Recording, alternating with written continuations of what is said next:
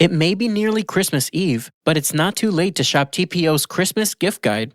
Bless the children of persecuted believers this year by gifting a Christmas care pack full of personal care and spiritual essentials. Or snag your family and friends a subscription to Dwell's audio Bible for a last-minute gifting win. Check out all of TPO's favorites in the gift guide, linked in today's show notes. Now for the news. Today, we're talking about Congress passing a bill to halt a government shutdown, college football playoffs, a deadly tragedy in Germany, and other top news for Monday, December 23rd. Stay informed while remaining focused on Christ with the pour over today. Here's the quote of the day. In the absence of a biblical morality, a new elite will always come forward to dictate arbitrary absolutes to society. Francis A. Schaeffer. Let's get started with some espresso shots. Congress has passed 81 days of relief from the words government shutdown. On Friday evening, the House voted 366 to 34 to approve Speaker Johnson's third attempt at a stopgap funding bill after the original bipartisan proposal exploded Wednesday. The Senate said yay just after midnight, and President Biden signed early Saturday. Technically, they missed the deadline by a few hours, but there was no disruption to any government services. The bill funds the government until March 14th, providing $100 billion in disaster relief, $10 billion in agricultural aid, and reconstruction money for Baltimore's Key Bridge. President-elect Trump's 11th hour request to extend the debt limit didn't make the cut.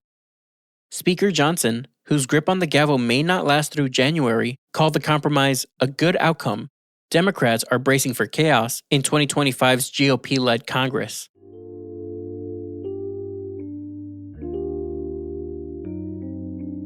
It's easy to throw stones at Congress, but how are the budget conversations at your own house?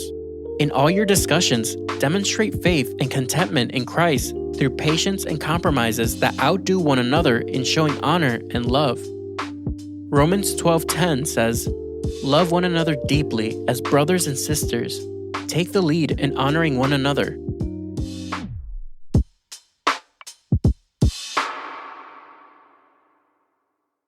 The 2024 and 25 college football playoffs kicked off with a whimper this weekend. In the 12-team playoff debut Friday night, number 7 Notre Dame cruised past number 10 Indiana, earning the Irish a Sugar Bowl date with number 12 Georgia on New Year's Day.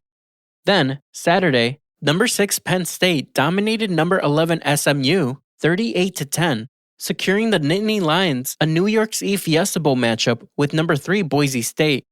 Number 5 Texas handled number 12 Clemson and will head to the Peach Bowl to face number 4 Arizona State.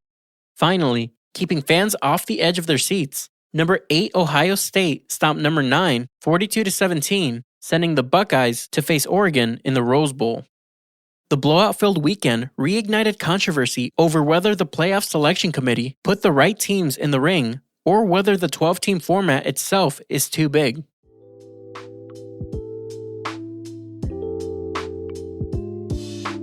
Here's a verse to consider whether your team blows out, gets blown out, or you'd rather just watch Home Alone and drink hot chocolate for the 27th time this season. Rejoice always, pray constantly, give thanks in everything, for this is God's will for you in Christ Jesus. 1 Thessalonians 5:16-18.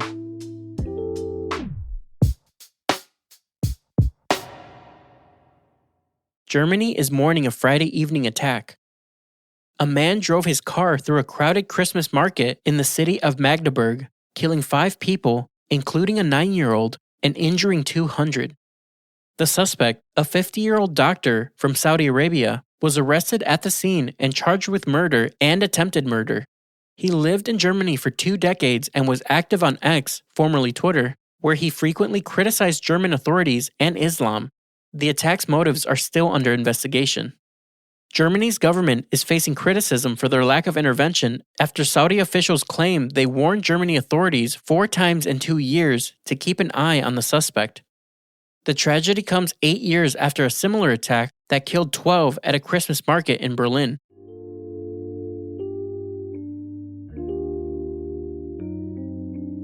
While mourning for victims and praying for our enemies, Christians have hope in the face of a violent world.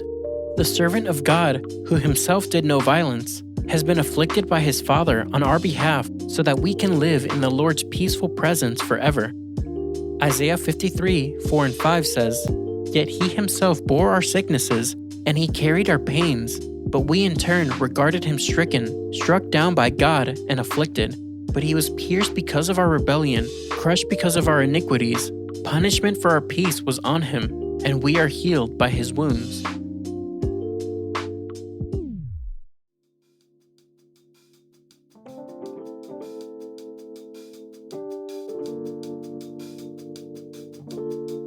In other brews, here's a wraparound of updates. The White House is tossing IOUs on the Yule logs. Secretary of Education Cardona announced Friday that $4.3 billion in student loans would be forgiven for 54,900 debtors who work in public service, part of continued updates to the Public Service Loan Forgiveness Program. It brings the Biden admin's student debt forgiveness to a record total of $180 billion for 4.9 million people. Unionized Starbucks workers in Seattle, Chicago, and LA went on strike Friday, demanding better pay and staffing. Representing over 10,000 Green Apron employees at 500-plus stores, the union vowed to escalate the strike, already its biggest yet, daily until Christmas Eve. Workers argue the coffee giant has room for milk. Its new CEO could earn $100 million in his first year. Uncle Sam is calling off his bounty hunters.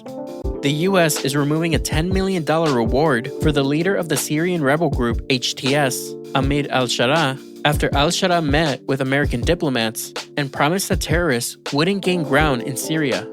Previously known as Abu Muhammad al-Jalani, al-Sharaa reportedly cut ties with al-Qaeda in 2016 and is positioning himself as a pragmatic moderate. A last-minute gift from the Capitol.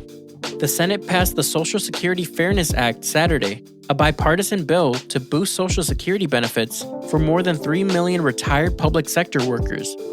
The act eliminates two policies that previously limited benefits for people who receive pensions from state/local governments, like teachers, firefighters, and police, but has raised concerns over future Social Security funding.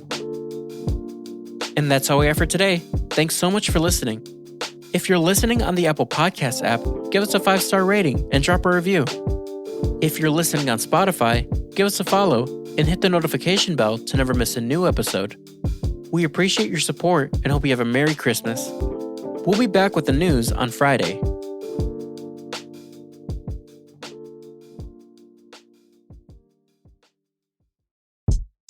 If you love inspiring testimonies of courageous faith, look no further. The Voice of the Martyrs is offering TPO listeners free access to a film called Sabina, Tortured for Christ, the Nazi Years. It tells the powerful, true story of a woman's journey to faith in Christ and the risks she took to share the gospel with soldiers from the army that killed her family. Visit vom.org/TPO to claim your free copy today.